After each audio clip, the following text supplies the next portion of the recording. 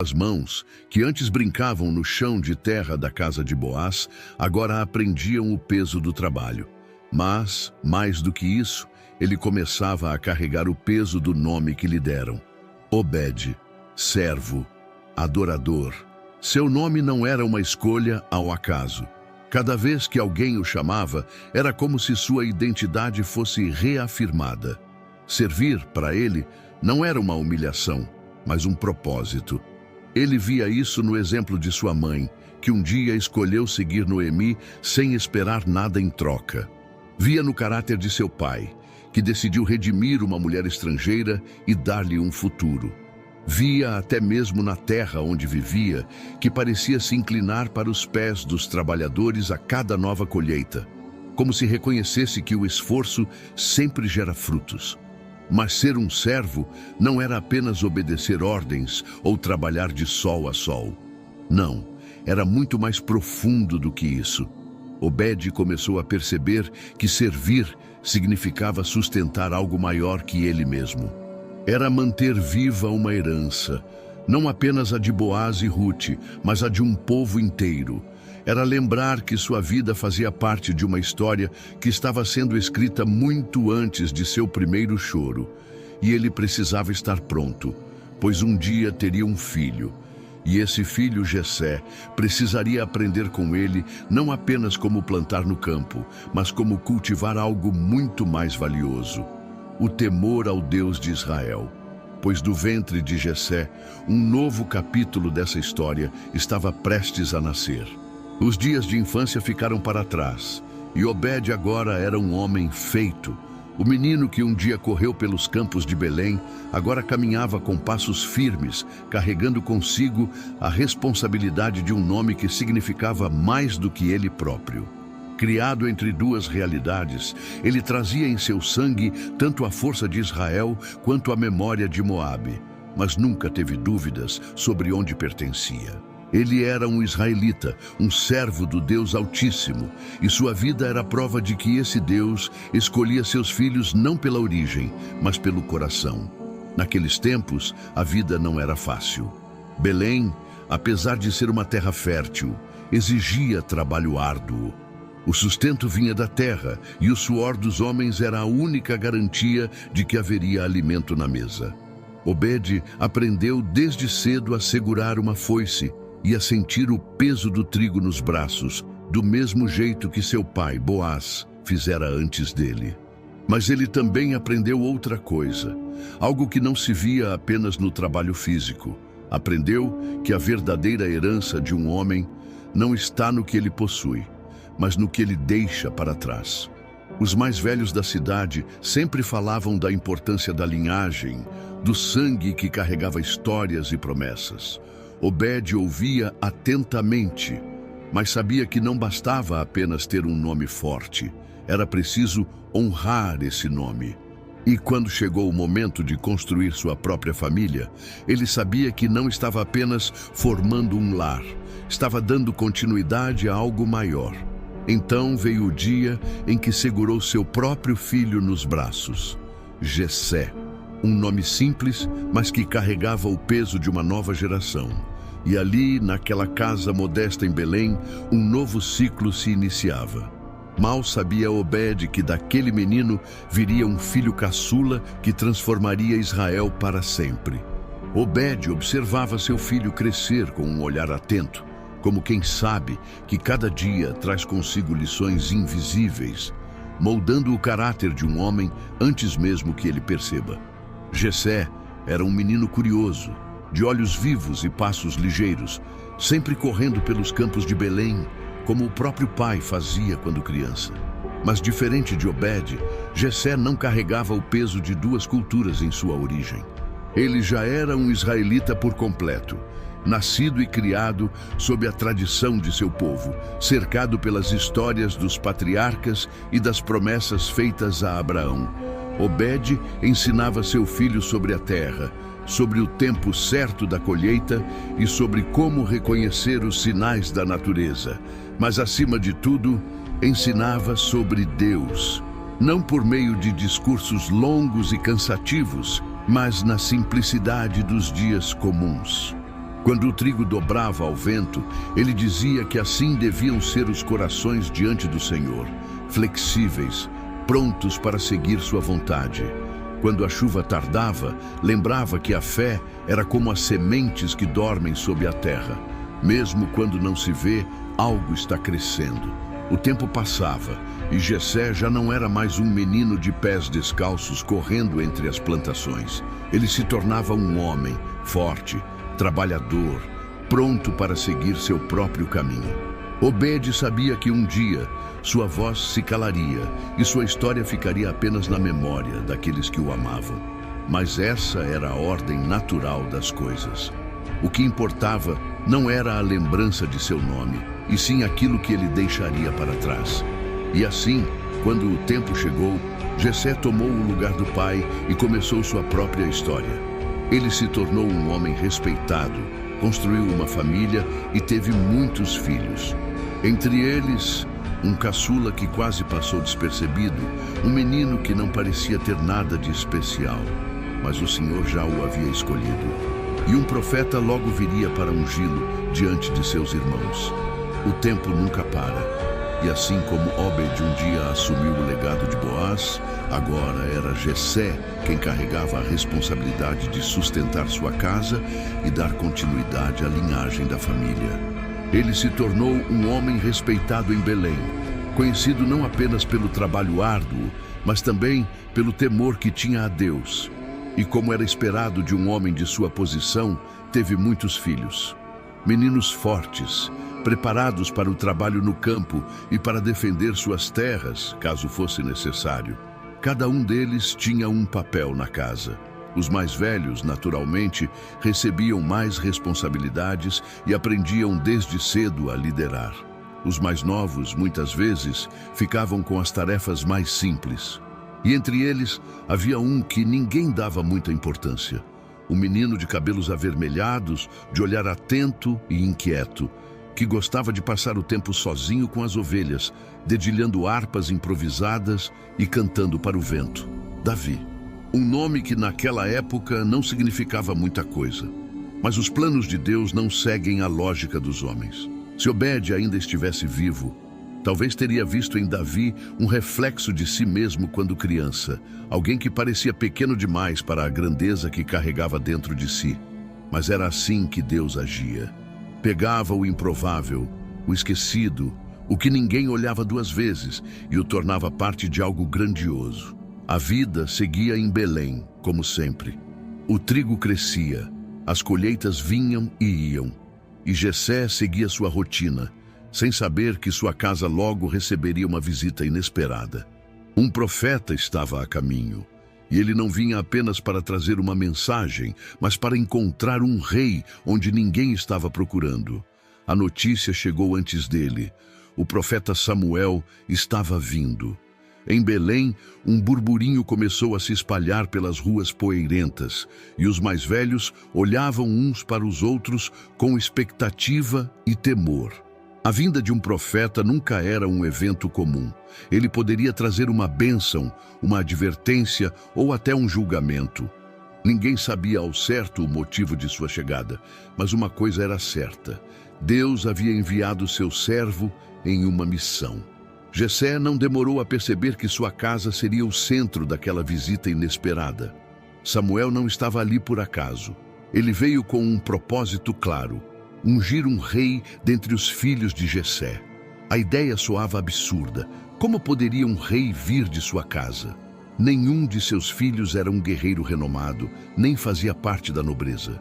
Eram apenas homens do campo, criados na dureza da terra, acostumados ao ritmo das estações e às exigências do trabalho rural. Mesmo assim, quando Samuel pediu para ver seus filhos, Jessé os chamou um a um. O primeiro, Eliabe, era alto, forte, com a postura de alguém que poderia carregar uma coroa. Samuel chegou a pensar que aquele devia ser o escolhido, mas o Senhor sussurrou em seu coração: não olhe para a aparência, nem para a altura da sua estatura, porque eu o rejeitei. O Senhor não vê como vê o homem. O homem vê o exterior, porém o Senhor vê o coração. Jessé chamou os outros. Um por um, Os filhos foram apresentados ao profeta, mas Samuel continuava balançando a cabeça. Não era nenhum deles. Havia mais alguém? Jessé hesitou. Havia sim, o mais novo, mas ele estava no campo, cuidando das ovelhas. Ele não era importante o suficiente para estar ali. Samuel pediu para chamá-lo. Davi veio correndo, os pés sujos de poeira, as mãos ainda com o cheiro do campo, o cabelo desgrenhado pelo vento que soprava entre as colinas de Belém. Ele não fazia ideia do que estava acontecendo. Apenas sabia que o chamaram com urgência. E quando entrou em casa, todos os olhares se voltaram para ele. O profeta Samuel o observou em silêncio por um momento e então Deus falou ao seu coração. Era ele, o menor, o esquecido, o pastor de ovelhas. O Senhor o havia escolhido para ser rei sobre Israel. Sem cerimônia, Samuel pegou o chifre de azeite e ali mesmo, diante de seus irmãos, derramou o óleo sobre a cabeça de Davi. A unção escorreu lentamente, misturando-se com o suor do menino, que até poucos minutos antes estava no campo, sem imaginar que Deus já o havia separado para um destino muito maior do que qualquer um poderia prever. Os irmãos assistiam em silêncio, sem entender. Jessé, o pai, olhava para o filho mais novo, como se estivesse vendo-o pela primeira vez. Como podia ser? O Senhor ignorou os mais velhos, os mais fortes, e escolheu justamente aquele. Mas a verdade era que Deus nunca olhou para a aparência. Desde os tempos antigos, ele escolhia os improváveis para cumprir seus propósitos. O que se passava na mente de Davi, ninguém sabia. Talvez ainda estivesse tentando compreender o peso daquele momento, mas algo dentro dele havia mudado. O Espírito do Senhor veio sobre ele com poder, e a vida que ele conhecia nunca mais seria a mesma. O tempo passou, mas nada parecia ter mudado. Davi ainda era o pastor de ovelhas, ainda andava pelos campos de Belém, ainda dormia sob as estrelas, enquanto vigiava o rebanho da família. A unção do profeta Samuel foi um momento marcante, mas nenhum trono apareceu diante dele, nenhuma coroa foi colocada sobre sua cabeça. A vida seguia como sempre, como se nada tivesse acontecido. Mas Deus já estava movendo as peças. Longe dali, no palácio, o rei Saul não encontrava mais paz. O homem que um dia foi ungido como rei de Israel, agora vivia atormentado por um espírito mau, que o deixava inquieto, perturbado, incapaz de descansar. Os conselheiros do rei sabiam que a única coisa que poderia acalmá-lo era a música. E precisavam encontrar alguém que soubesse tocar bem, alguém que pudesse trazer alívio para a alma do rei. Foi então que alguém mencionou um jovem de Belém, um pastor de ovelhas, mas não um pastor qualquer. Um rapaz habilidoso, com a harpa, valente, forte e, acima de tudo, alguém que carregava consigo a presença do Senhor. O rei não pensou duas vezes. Mandou buscá-lo. Davi estava no campo quando recebeu a notícia. Ser chamado ao palácio do rei, ele não podia recusar. Pegou sua harpa, ajeitou suas roupas simples e seguiu o caminho, sem saber que aquele passo mudaria para sempre o curso da sua história. Quando chegou diante de Saul e tocou sua música, o rei sentiu algo diferente. O peso em sua mente diminuiu. A agitação dentro dele se aquietou. Pela primeira vez em muito tempo, ele encontrou descanso. Davi ficou no palácio servindo ao rei, tocando para ele sempre que a tormenta voltava. Mas ele ainda não era rei, ainda não era visto como alguém importante. Para todos ali, ele era apenas um músico, um servo a serviço do palácio. O campo de batalha estava tomado pelo medo. O exército de Israel, homens treinados para lutar, se encolhia diante da sombra de um gigante. Golias, o filisteu de quase 3 metros de altura, desafiava dia após dia qualquer homem de Israel a enfrentá-lo, mas ninguém ousava se colocar contra ele. O rei Saul, que já não era o mesmo dos dias de sua unção, via seu exército paralisado enquanto a afronta de Golias ecoava pelo vale. Foi nesse cenário que Davi chegou.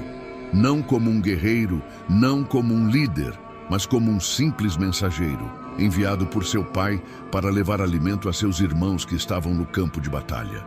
Ele não esperava ver o medo nos olhos dos soldados, nem ouvir o desafio do gigante, mas algo dentro dele se acendeu. Como podiam permitir que aquele filisteu zombasse do exército do Deus vivo? Ele não entendia como aqueles homens fortes, armados e treinados, hesitavam tanto diante de um inimigo que para ele não passava de um obstáculo diante da grandeza de Deus. As palavras de Davi correram rápido entre os soldados até chegarem aos ouvidos de Saul. O jovem foi chamado à presença do rei e, sem hesitação, se ofereceu para lutar. Saul olhou para ele e viu apenas um menino. Como poderia vencer um gigante quando nem mesmo os melhores guerreiros de Israel se atreviam a tentar? Mas Davi sabia algo que ninguém mais ali parecia lembrar. Ele não lutaria sozinho. Com uma funda e 5 pedras no alforje, Davi desceu ao vale. O gigante riu, mas um golpe certeiro derrubou Golias diante de todos. A vitória pertencia ao Senhor. E assim, o pastor de ovelhas se tornou o herói de Israel. Mas essa história começou muito antes dele. Começou com um homem chamado Obed, filho de Rute e Boaz, que nunca foi rei, nunca liderou exércitos, nunca venceu batalhas com uma espada, mas que, ao servir, sustentou uma linhagem que mudaria o destino de um povo inteiro. E dali em diante, sua história continuaria sendo contada, até chegar ao dia em que outro rei, da mesma linhagem, viria ao mundo para vencer a maior batalha de todas. A história de Obed poderia ter sido esquecida como tantas outras vidas simples que passaram despercebidas ao longo do tempo. Ele não conquistou reinos, não fez milagres, não liderou exércitos. Seu nome não é lembrado por grandes feitos, mas sem ele, a história de Israel teria seguido um rumo diferente. Sem Obed, não haveria Jessé. Sem Jessé, não haveria Davi. E sem Davi, a linhagem que traria o Messias ao mundo teria se perdido. Obed nunca buscou grandeza. Ele apenas viveu. Trabalhou, cuidou da terra, criou seus filhos, ensinou-os no caminho do Senhor. Ele foi um homem comum que fez o que estava ao seu alcance sem saber que seu nome ficaria marcado para sempre nas Escrituras. Mas talvez seja exatamente isso que torna sua história tão poderosa. Porque a grande maioria das pessoas não nasce para ser rei, profeta ou guerreiro. A maioria de nós está destinada a ser como Obed. Aqueles que servem, que constroem, que sustentam os alicerces para que algo maior aconteça no tempo certo. Obed nos ensina que não precisamos ser reconhecidos pelo mundo para termos um propósito diante de Deus. Ele nos lembra que o plano divino não se desenrola apenas nos palácios e nos campos de batalha, mas também nas pequenas escolhas do dia a dia, na fidelidade ao que nos foi confiado. Sua vida foi um elo em uma corrente que um dia traria ao mundo o Rei dos Reis. E é assim que Deus trabalha. Ele não escolhe apenas os fortes, os nobres, os poderosos. Ele usa os pequenos, os esquecidos, aqueles que apenas seguem fazendo o que é certo, sem imaginar que sua história está sendo escrita para um propósito muito maior. Porque no fim, servir nunca foi sobre ser menor. Foi sempre sobre fazer parte de algo eterno. Se você gostou da história de Obed e quer continuar acompanhando outras histórias de fé e superação, não deixe de curtir esse vídeo e compartilhar com quem você ama. E claro, inscreva-se no canal para não perder nenhum conteúdo novo. Juntos, vamos explorar mais lições poderosas da Bíblia.